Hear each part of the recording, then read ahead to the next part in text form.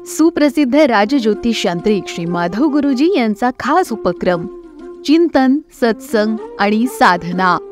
गुरु ब्रह्मा गुरुर्विष्णू गुरुर्देव महेश्वरा, गुरु साक्षात परब्रह्म तस्मै श्री गुरुवे नमः. श्री सच्चिदानंद सद्गुरु श्री साईनाथ महाराज की जय.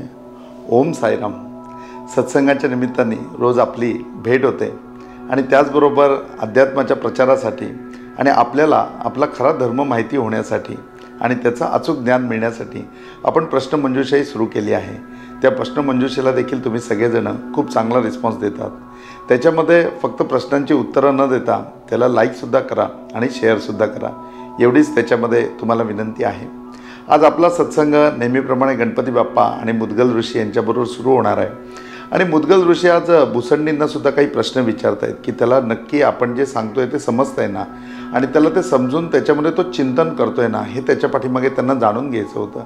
आणि भुसंडी ऋषी आता खूप आनंदी आहेत आणि खूप आनंदाने आणि आपल्यामध्ये आता खरोखरी काहीतरी ज्ञान यायला लागले ह्याची कुठेतरी जाणीव त्यांच्यामध्ये झालेली, आणि ते सुद्धा अगदी आनंदाने प्रत्येक प्रश्नाचं उत्तर देत आहेत. ते उत्तर देत असताना मग आज भुसंडी ऋषी पुन्हा एकदा आठवण करून देतात मुद्गल ऋषींना की तुम्ही मला बाप्पाच्या कला समजावून सांगतायत आणि त्या अंगीभूत करण्याकरता बाप्पांनी तुम्हाला जे जे सांगितलं ते तुम्ही मला सांगणार आहात ना. आज तुम्ही असं का विचारताय, कुठे तुम्ही थांबणार तर नाही आहात ना. त्याच्यावरती मुद्गल ऋषी म्हणतात नाही, मी फक्त तू चिंतन करतोयस की नाही एवढं बघत होतो. चल मी लगेचच तुला सुरुवात करतो की बाप्पांनी ह्याच्यापुढे मला काय सांगितलं. मग मुद्गल ऋषी आणि गणपती बाप्पा यांच्यामधला जो संवाद होता त्या संवादामध्ये काल बाप्पांनी सांगितलं की प्रेम खूप महत्त्वाचं आहे. मग ते प्रेम कसं काय अंगी सारायचं, त्या प्रेमाचे किती प्रकार आहेत, कसं आहे हे सगळं समजल्यानंतर बाप्पा म्हणला मुद्गला, प्रेम तुझ्याबरोबर असलं ना की बाकी सगळ्या गोष्टी आपोआप येतात. पण देवा ह्याहूनही काही महत्त्वाची गोष्ट असायला हवी का माझ्याकडे. त्यावेळेला तो म्हणला की हां निश्चितपणे एक विश्वास तुझ्याकडे असायला पाहिजे. प्रत्येक गोष्टीवरती विश्वास असायला पाहिजे, आणि जर विश्वास तुझ्याकडे असेल ना तर या सगळ्या गोष्टी प्राप्त आहेत. आपण पण अगदी बोली भाषेमध्ये म्हणतो बघा की विश्वास असेल ना तरच दगडातसुद्धा देव आहे, आणि विश्वास नसेल तर साक्षात देव जरी समोर उभा राहिला तरी तो दगडासारखाच आहे. तर हा विश्वास खूप महत्त्वाचा आहे. आणि मुद्गला की विश्वास हा फार विचार करून ठेवायला पाहिजे, उगाचच कुठेही विश्वास नाही ठेवायला पाहिजे. मग देवा कशावर विश्वास ठेवू नये आणि कशावर विश्वास ठेवावा हे मला सांगाल का. त्यावेळेला अतिशय आनंदाने आणि प्रेमाने गणपती बाप्पाने मुद्गल ऋषींकडे बघितलं आणि म्हणले मुद्गला, विश्वास कुणावर ठेवायचा नाही ते मी तुला सांगतो. सर्वात पहिले विश्वास ठेवायचा नाही नदीवरती, कधीही विश्वास ठेवायचा नाही. दुसरं विश्वास ठेवायचा नाही तो म्हणजे नख असलेल्या प्राण्यांवरती. तिसरं विश्वास ठेवायचा नाही शिंग असलेल्या प्राण्यांवरती. चौथा विश्वास ठेवायचा नाही राजकुलावरती. पाचवा विश्वास ठेवायचा नाही स्त्रीवरती. आणि सहावा विश्वास ठेवायचा नाही शस्त्र बाळगणाऱ्या व्यक्तीवरती. या 6 लोकांवरती कधीही कदापि विश्वास ठेवू नये असं शास्त्र सांगतं. मग याचा विचार करून झाल्यानंतर मग आता मुद्गल ऋषी मोठे कोड्यात पडले की अरे नदीवरती विश्वास ठेवायचा नाही बाप्पा म्हणतोय, आणि प्राण्यांवरती विश्वास ठेवायचा नाही, नख असलेल्या प्राण्यांवरती ठेवायचा नाही, शिंग असलेल्या प्राण्यांवरती ठेवायचा नाही. मग विश्वास कुणावर नक्की ठेवायचा. म्हणून मग ते बाप्पाला विचारतात की बाप्पा मग नक्की विश्वास कुणावरती ठेवायचा. त्याला बाप्पा म्हणला की बघ विश्वास कुणावरती ठेवायचा, तर मुद्गला विश्वास फक्त स्वतःवरती ठेवायचा, आपल्या आत्म्यावरती ठेवायचा. आणि आपल्या आत्म्यावरती ठेवलेला विश्वास, आपला स्वतःवरती ठेवलेला विश्वास हा समान असतो. आणि आपला आत्मा म्हणजेच परमात्मा आहे, तोच देव आहे, तोच ईश्वर आहे, आणि त्याच्याप्रती असलेला विश्वास हा तुला कधी धोका देत नाही. मग बाप्पा माझे नातेवाईक मंडळी, अरे नातेवाईक मंडळींवर काय विश्वास ठेवतोस मुद्गला, तुला तर स्वतःच्या जीवनात सुद्धा त्याचे अनुभव आले असतील, त्याच्यावर खरं आहे असं मुद्गल ऋषी म्हणाले. मग त्याच्यापुढे म्हणले की आणखीन तुला कुणावर विश्वास ठेवावा असं वाटतो, तर म्हणे धनावरती. म्हणले धनावरती विश्वास ठेवून पण काही उपयोग नाही, धन आज आहे आणि उद्या राहणार नाही. म्हणले देवा माझ्या देहावरती, त्याच्यावर तर मुळीच विश्वास ठेवू नको, तो कधी सोडून जाईल तेही सांगता येत नाही. मग अशा सगळ्या प्रश्नांचं निरुत्तर होऊन फक्त एकच उत्तर उरलं. ते उत्तर म्हणजे की फक्त विश्वास ठेवायचा तर तुझ्या आत्म्याच्या प्रती तू विश्वास ठेवायला पाहिजे, तुझ्या आत्म्यावरती विश्वास ठेवायला पाहिजे. का आता आत्मा हे चिरंतन तत्व आहे, आत्मा हा चिरंतर आहे, तो कधीही संपणार नाही आहे, तो अविनाशी आहे, तो नाश पावणार नाही आहे. बघा आत्मा मोक्षाला जातो असं म्हणतो की आत्मा मोक्षाला जातो पण तो कधीही संपत नाही, मोक्ष स्वरूपात तो राहतोच. तर मग तो कधीही जो नष्ट होणार नाही आहे त्याच्यावरती आपण विश्वास ठेवायला पाहिजे. आणि विश्वास पण कसा, तर दृढ विश्वास असला पाहिजे. मग तो दृढ विश्वास कशा प्रकारे असेल, काय असेल, अशी विश्वासाची अनेक उदाहरणं बाप्पा मुद्गल ऋषींना देत होता. आणि मग ती उदाहरणं ऐकताना मुद्गल ऋषी कुठेतरी भूतकाळामध्ये हरवले आणि भूतकाळामध्ये विचार करायला लागले की खरंच बाप्पा सांगतोय तर प्रत्येक गोष्टीवरती मी तेवढा विश्वास ठेवतोय का. या सत्संगामध्ये बाप्पा मला सांगतोय की मी सगळ्या कला तुला देणार आहे, त्या 64 कला मला मिळणार आहेत आणि त्या 64 कला मी अंगीभूत करतोय, हे बाप्पाच्या समोर मी बोलतो. पण बाप्पापासून मी ज्यावेळेला वेगळा असतो, ज्यावेळेला मी माझ्या अवस्थेमध्ये जातो, त्यावेळेला माझ्या मनामध्ये शंका येतातच ना. मग या शंका माझ्या कुठेतरी संपायला पाहिजेत, असं कुठेतरी मुद्गल ऋषी विचार करत होते. आणि तेवढ्यात बाप्पाने विचारलं, मुद्गला काय विचार केलास तू मला सांग. मुद्गल ऋषी म्हणले, बाप्पा मला क्षमा कर, माझं मन आहे हे अशांत होतं आणि अशांत झाल्यावर त्याच्यामध्ये शंका उत्पन्न होतात. त्यावेळेला मुद्गल ऋषींना बाप्पा म्हणाला, अरे मुद्गला, तेच तर मला तुला खोलून सांगायचं आहे आणि म्हणूनच ही परिस्थिती मी निर्माण केलेली आहे. म्हणले देवा, अरे मुद्गला, तुला माहिती आहे ना मी बुद्धिदाता आहे, तुला बुद्धी देणारा मीच आहे. मग तुझ्या बुद्धीमध्ये येणारे प्रश्न हे सुद्धा माझ्यामुळेच निर्माण नाही का होत. त्याच्यावर मुद्गल ऋषी हसले आणि बाप्पा त्यांना म्हणाला की विश्वास या शब्दाची व्याख्याच ही आहे की जिथे कुठलीही शंका नाही. त्याच्यावरती पूर्णपणे आपण ज्या वेळेला विश्वास ठेवतो त्यावेळेला त्या प्रती किंवा त्या वस्तूविषयी, त्या तत्वाविषयी कुठलीही शंका आपल्या मनामध्ये शिल्लक नाही राहायला पाहिजे. आणि जेव्हा तू निशंक होशील की तुझ्या मनात कुठलीही शंका राहणार नाही, त्यावेळेला ते निश्चितप्रमाणे असेल तो विश्वास असेल. मग देवा, ही माझी श्रद्धा आहे का. ते म्हणले, अजिबात नाही. श्रद्धा हा भाग पूर्णपणे विश्वास वेगळा आहे आणि विश्वास हा भाग पूर्णपणे वेगळा आहे.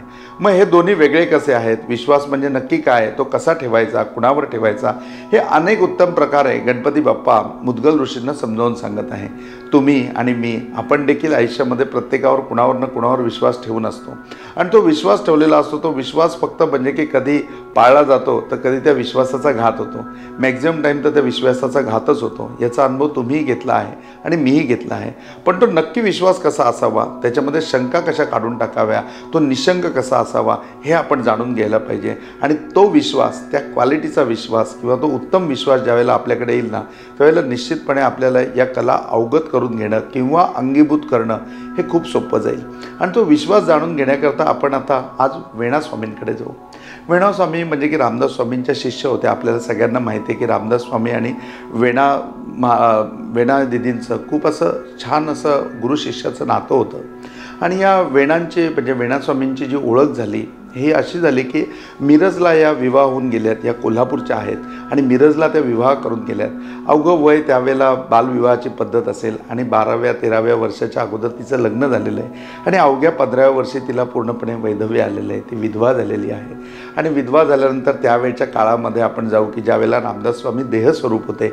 आणि या कालावधीमध्ये आपण गेल्यानंतर आपल्याला लक्षात येत असेल की जी स्त्री पाठीमागे राहायची, जी विधवा स्त्री राहायची, तिचे कशा प्रकारे वेगळ्या प्रकारचे वस्त्र असायचे, तिला डोक्यावरती केससुद्धा ठेवला जात नाहीचा आणि त्या सगळ्या समाजाच्या रूढीमध्ये ती आहे. आणि आज रामचरित्र मानस वाचत ती तिच्या पूर्णपणे अंगणामध्ये बसलेली आहे. आणि वाचत असताना त्या ठिकाणी रामदास स्वामींचा फेरा आला.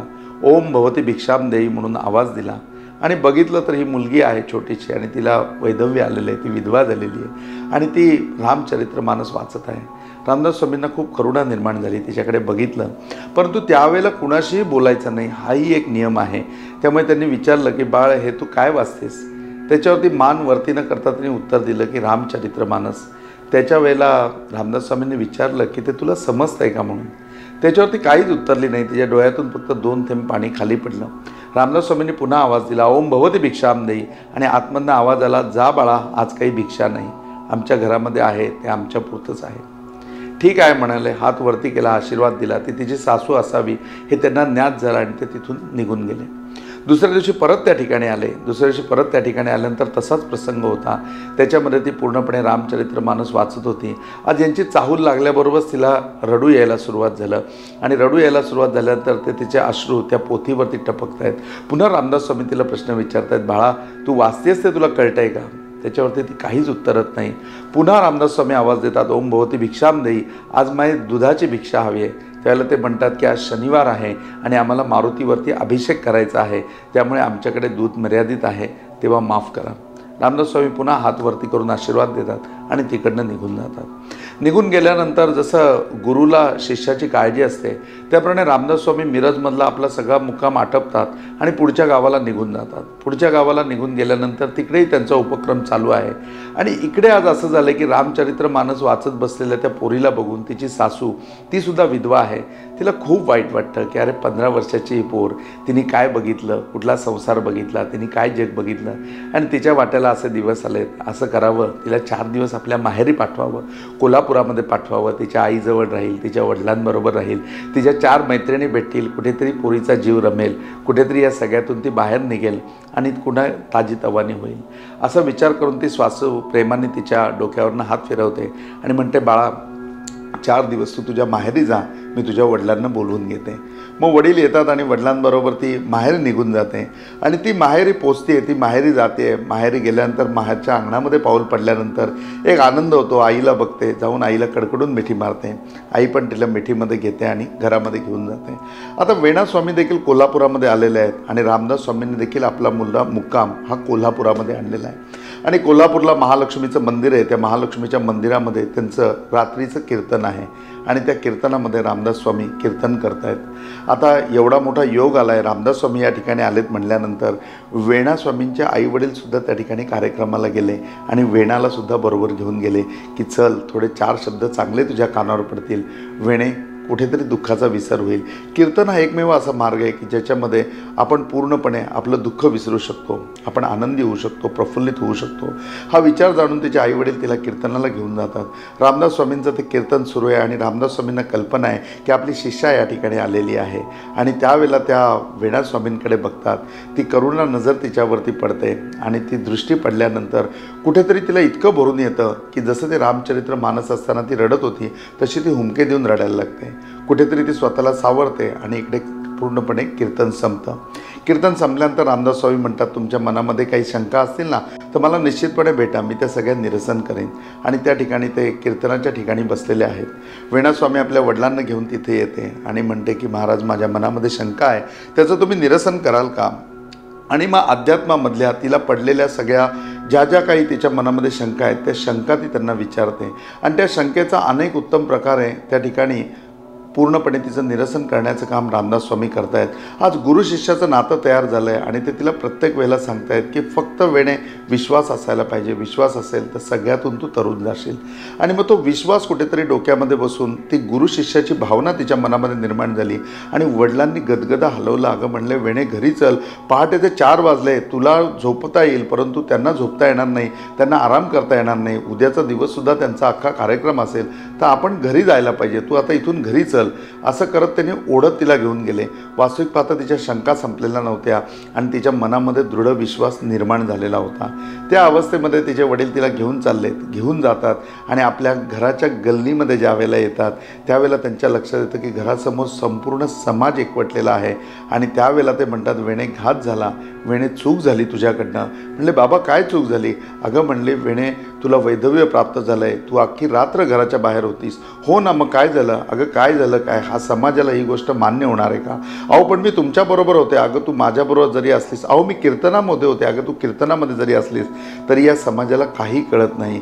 आणि त्या ठिकाणी आल्यानंतर समाज वाघासारखा म्हणतात तसा तिच्या अंगावरती आला आणि म्हणले की याला प्रायश्चित्त झालं पाहिजे, वेणेच्या अशा वागण्यामुळे समाजामधल्या मुली बिघडतील वगैरे सगळं त्या ठिकाणी तांडव चालू झालं. आणि मग याच्यावर प्रायश्चित्त काय द्यायचं? तर म्हणले, हो प्रायश्चित्त म्हणजे की हिला देहांत प्रायश्चित्त दिलं पाहिजे. त्यावेळेला वेणा म्हणले की अहो मी पूर्णपणे शुद्ध आहे, मी ज्या ठिकाणी बसले होते त्या ठिकाणी मी सत्संग करत होती, माझ्या मनामधल्या शंका मी विचारत होती.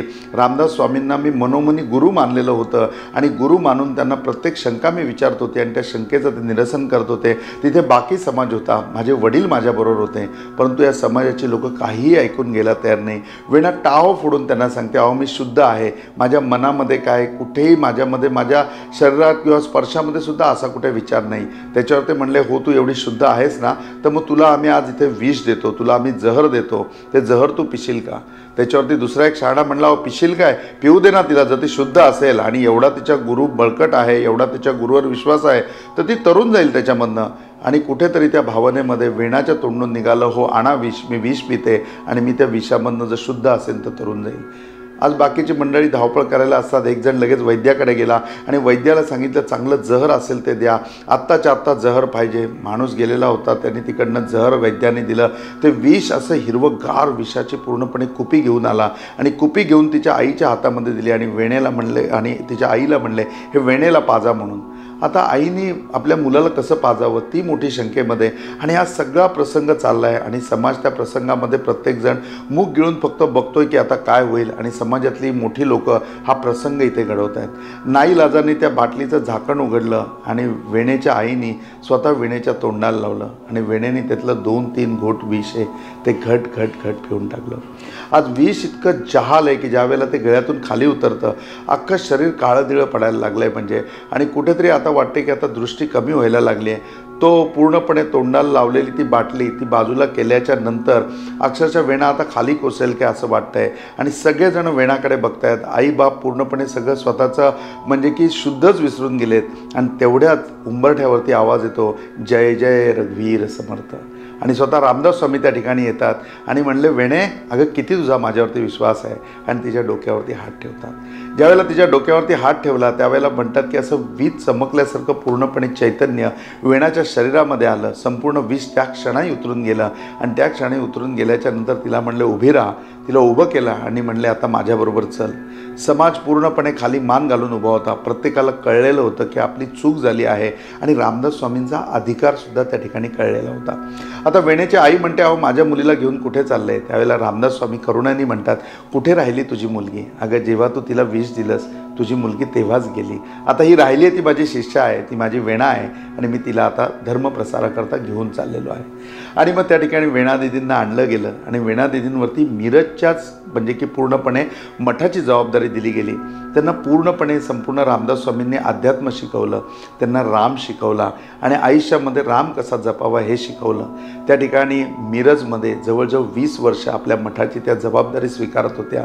आणि ती स्वीकारत असताना ती जबाबदारी पार पडत असताना रामदास स्वामींच्या वेळेला प्रत्येक वर्षातून एकदा संमेलन व्हायचं. प्रत्येक मठातल्या मठाधिपतीला बोलवलं जायचं आणि बोलवलं जाऊन त्यांना त्या ठिकाणी पूर्णपणे समज दिली जायची. त्यांनी केलेलं कार्य समजून घेतलं जायचं.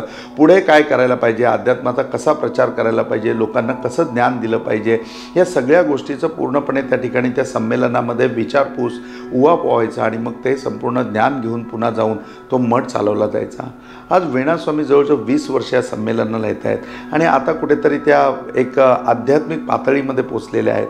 आणि आध्यात्मिक पातळीवर पोचलेल्या असताना आज रामदास स्वामींना मठाचं सगळं केलेलं कार्य, यावर्षी केलेला धर्माचा प्रचार, यावर्षी केलेला अध्यात्माचा प्रचार ते सगळं सांगतायत. ते सांगताना सगळ्यांना खूप कुतूहल वाटतंय. आणि त्यावेळेला रामदास स्वामी त्यांना कौतुकाने विचारत आहेत अगं वेणे तुला काही विचारायचं आहे का. त्यावेळेला ती हात जोडून म्हणते की मला असं वाटतं की 20 वर्ष मी या संपूर्ण कारभार करते. तुम्ही आमच्याकडनं कारभार करून घेताय आणि तो कारभार करत असताना तुम्ही आम्हाला माहेरी पाठवत नाही. बरं मला माहेरी जायची इच्छा झाली आहे. मी माहेरी जाऊ का, मी माहेरी कधी जाऊ. हे ऐकल्यानंतर बाजूला कल्याणस्वामी उभे आहेत. कल्याणस्वामी येत आहेत आणि कल्याणस्वामी म्हणत आहेत अरे वेणादिदी तुम्ही काय विचारता. अहो रामदास स्वामीच आपले आई, रामदास स्वामीच आपले वडील आहेत. आणि असे आई वडील इतकं प्रेम इतकी माया असताना हे आपलं माहेर नाही का. तुम्ही सज्जनगडावर आला ते सज्जनगडच आपलं माहेर नाही का. मग या माहेरावरती आल्यानंतर तुम्हाला अजून वेगळ्या माहेरी जायची गरज आहे का. त्याच्यावरती रामदास स्वामी कुठेतरी कल्याण स्वामींना हात करतायत आणि सांगतायत थोडं थांब म्हणून. रामदास स्वामींनी हात केल्यानंतर कल्याण स्वामी त्या ठिकाणी थांबले आणि त्यावेळेला म्हणले वेणे खरंच तुला माहेरी जायचं आहे का. हो म्हणले आता मला माहेरी जायचं आहे. ठीक आहे आज इथे कीर्तन कर आणि कीर्तन सेवा संपल्यानंतर रामाला हाक मार, बघ तो घेऊन जातोय का तुला माहेरी. त्याप्रमाणे त्या दिवशी सज्जनगडावरती रामाच्या मंदिरामध्ये रामाच्या समोर वेणादिदींनी खूप सुंदर कीर्तन केलं. आणि कीर्तनाची सांगता करत असताना प्रभू रामचंद्राला हाक मारली, आवाहन केलं आणि त्या ठिकाणी साष्टांग दंडवत घातलं. साष्टांग दंडवत घातल्यानंतर थोड्या वेळाने भजन थांबलं, सगळ्यांचे टाळ थांबले, मृदुंग थांबला, परंतु वेणादिदी काही उठेना. वेणादिदी काही उठेना म्हणून कल्याण स्वामी म्हणले अहो त्यांना हात द्या, त्यांना सावध करा. त्याच्यावेळेला रामदास स्वामींनी त्यांना हात केला आणि 2 शिष्यांना पुढे पाठवलं. ज्यावेळेला वेणा स्वामींना उचललं त्यावेळेला त्यांचे प्राण रामाच्या चरणी विलीन झालेले होते. त्यांनी प्राण सोडलेले होते. आणि त्यावेळेला म्हणले कल्याणा ती दुपारी जे विचारत होती, ती दुपारी जे सांगत होती ना की मला माहेरी जायचं आहे, तिला या माहेरी जायचं होतं. प्रभू रामचंद्राने तिला परवानगी दिली, तिला दर्शन दिलं आणि आपल्या चरणी लीन करून घेतलं. बघा फक्त विश्वास हा एकमेव शब्द आहे ते ज्यावेळेला तिच्या दारी प्रगटले, तिच्या उंबरठ्यावरती आले, त्यावेळेला उंबरठ्यावरती असताना सुद्धा ते विष घोटाघोटाने पिताना सुद्धा वीणा दिदींचा फक्त विश्वास होता की नाही, माझे गुरु आहेत आणि ते मला वाचवतील. त्याच वेळेला जय जय रघुवीर समर्थ म्हणून ते आले आणि तिच्या डोक्यावरती हात ठेवला आणि त्यावेळेला तिला घेऊन गेले. ज्यावेळेला तिला घेऊन गेले त्यावेळेला तिच्या आयुष्याची पूर्णपणे जबाबदारी घेतली. तिच्या आयुष्यामध्ये तिला राम मिळवून दिला. म्हणजे विश्वास ही एकमेव गोष्ट अशी आहे की जी आपण जर व्यवस्थित ठेवली तर ती आपल्या आयुष्यामध्ये आपल्याला राम मिळवून देते. आणि एकदा आयुष्यामध्ये राम मिळाला ना की बाकी कुठल्याही कामाची आवश्यकता राहत नाही. वीणा दिदींचा हा खूप चांगला सत्संग आणि खूप चांगलं चरित्र असं आहे की जे आपल्याला विश्वास हा दृढ कसा असावा, विश्वास कसा ठेवावा आणि तो किती सुंदर असावा आणि तो शंकारहित कसा असावा, या सगळ्या गोष्टींचं मापन करून देण्याकरता पुरेसा आहे असं मला वाटतं. या ठिकाणी बाप्पांनी देखील मुद्गल ऋषींना समजावून सांगितल्यानंतर मुद्गल ऋषींच्या डोक्यामध्ये आता लख प्रकाश पडला आहे आणि आता ते कुठेतरी विश्वासाने बाप्पाच्या प्रत्येक कला ह्या आपल्यामध्ये सामावून घेण्याकरता प्रयत्न करणार आहेत आणि शंका विरहित होणार आहेत. आपण सुद्धा हा सत्संग ऐकताना कुठेतरी शंका विरहित झालं पाहिजे आणि त्या एक एक कला आत्मसात कशा करायच्या आहेत, त्या अंगीभूत कशा करायच्या आहेत, ह्याचं कुठेतरी चिंतन करायला पाहिजे. हे करायला आपण ज्यावेळेला शिकू ना त्यावेळेला निश्चितपणे या कला आपण प्राप्त करून घेऊ. तेव्हा त्या चिंतनामध्ये पुढचा वेळ घालवूया. आज इथेच थांबूया. ओम साईराम.